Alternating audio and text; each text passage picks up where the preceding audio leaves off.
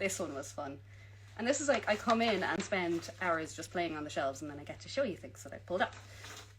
Somebody wanted some advice on how to, I'll see how they worded it actually, because I needed to clarify this. How to choose gradient yarns and effectively combine them for sweater projects. That's Heliana. Hello.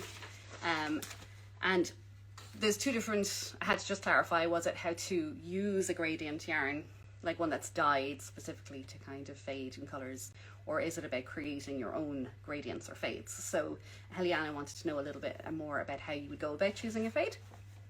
So I figured the best thing to do was to go around and find a few examples of them and then talk about why I think they work. Fades divide people, you know, like one thing that you think really, really works, somebody else will be going, nope, that's not for me. Or there's like these divides about whether things are true fades or not. I say, if you like it, go with it, right? Jenny made a comfort fade cardigan in colours that really weren't, like they were brights and they were not contrasty, but they didn't fade into each other. Hi, Heliana. But with the method that's used in that cardigan, it was intentional, it looked intentional, and it worked out really well. So there's no hard and fast rules, is what I'm trying to say. But I'm going to go in the reverse order of how I picked these things out. I figured one approach, put that on a shirt, there's no hard and fast rules, I like that. Yeah, one approach is to start with, you know, a colour scheme in mind, two colours that you want to move from and to, depending on your project, okay? And then it is fun. You go and try and find skeins that meet in the middle, okay? I should say at the end, actually remind me to say there's another way of doing a fade, but this is the way where you're using only one strand of yarn at a time, and what you're trying to do is pick colours that are going to blend nicely together when you follow a fade sequence of knitting, which is, depending on the pattern, it's going to be different. Some designers put more or less rows and vary it up in different ways, but they will give you a sequence for the changeover. So instead of just going from a hard line, one colour to the next, you start to knit, you know, two from one skein, one from another, two, blah, blah, blah, and move in, okay? So one option was, well, how about, you know, I love warm goldy oranges and I want to move through to pinks and just go for those sorts of sunsetty shades. And then you can kind of go and say, well, how would I get from that? This is Tara Foreplay. How would I get from that to this guy? Okay? And you go fluting around, or you ask me to do it for you. And then in this case, what I would do is you want to pick up some colours and some features from one skein. I'll hold it a bit closer so you can see it, and move on to the next. So you can see they would blend really nicely together, okay? So we're starting to introduce some of this pink already. Hi, Caroline. And I'm going to see, where did I go next? We've gone out of order on me. Oh yeah, so then you've got this lovely mauvey tone that gets picked up by this one. I won't be able to see your questions now, but and then we're going into this one. I did take pictures of these as well, so I can show you afterwards, because the light is being a bit funny. Oh yeah, I'll hold the mirror, that's better. And we've gotten where we want to go, which is to these bluey pinks. Okay, so that took a little while to find the colors that were going to work.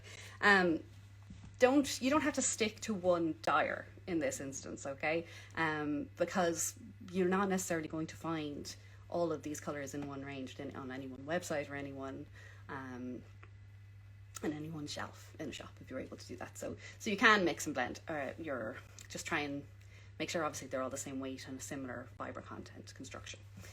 So that was one where it was like, okay, well, let's go for dusky sunsetty shades, and make sure that you're just gradually picking up at least kind of one feature color as you move across. Okay, so that was one. My pile of yarn is getting bigger. I think this guy works as well. Obviously if you've got speckles in the yarn, that really helps too, because it gives you more to build on. But I used these guys in Fade Street. So Fade Street 4-ply, that's Oasis, going to Cupcake, to Eden, Utopia. That's the colour. Utopia is the one that I did the Lenny hat in, and Dreams of Paradise there. So that was just if you wanted a little bit more pastel. And there are tons. I mean, this is all of what the ones I picked out are 5 skein fades. But there are tons and tons and tons of shawls, sweaters, you know, like accessories, socks and everything out there using fades like this. But these are all 4-plies that I've chosen today as well. So you will be spoiled for choice and patterns if you like any of these you can play around with. So that was that one. And then the final fade that I chose today, just checking that they're in the right order before I pick them up. I think this is right, yeah. And you may not stick to the same order that you initially thought they were going to go in either sometimes. But yeah, take your, it is, as I say, no hard and fast rules. So this was Olann Sock Lite Underwater Ballet. And then you can see that we've picked up the kind of peachy pinky tones, some of these bronzes going into this guy, which is Gosh. And similarly, again, sorry, you can see there's the yellows, the peaches are being built into Kismet. Onwards, this is hard to do. Onwards, yellows and yellows, yellows into Ritual, building up. Wow, I'm gonna sit down for next live and have the stuff in front of me. And into Crop.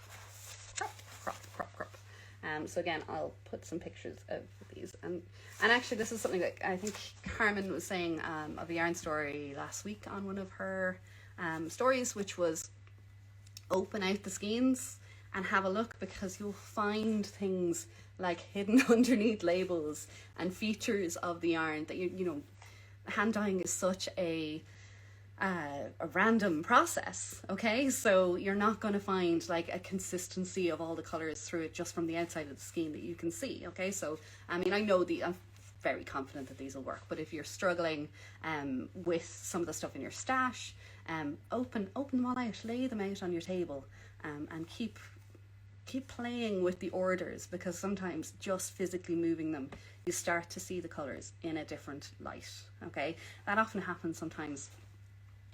Yarn shop insider tip here, where we have some colors up on the wall, and something might not be selling very well, but it's a color that we know is like, it's gorgeous and we love it. It just happens that it's sitting next to something that does it no favors and just, you know, just doesn't let it shine in the way it should. So every now and again, we just basically ask Jenny to come in here and sort all of that out, because she does an amazing yarn display, I have to say. They look amazing. I would love to do a big giant fadey, blankety, comforty shawl thing, because that just feels like the right type of project for this moment, for sure. We're all into the schlankets, shawly blankets at the moment. So I hope that helped. I know it's sort of kind of presenting you with solutions, but some of that hopefully is useful for picking out colours for yourself in the future. Helena, thank you very much for asking questions.